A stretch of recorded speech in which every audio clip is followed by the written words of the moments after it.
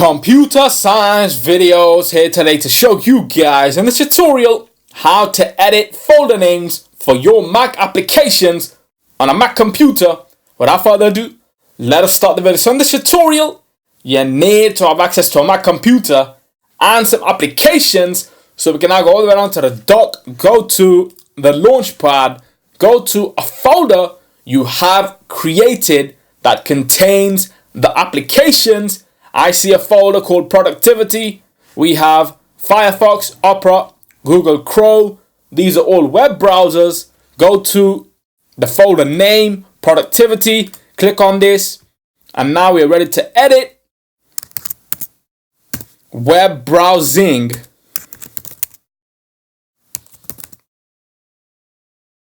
And now we have changed the name of the folder from Productivity to Web Browsing.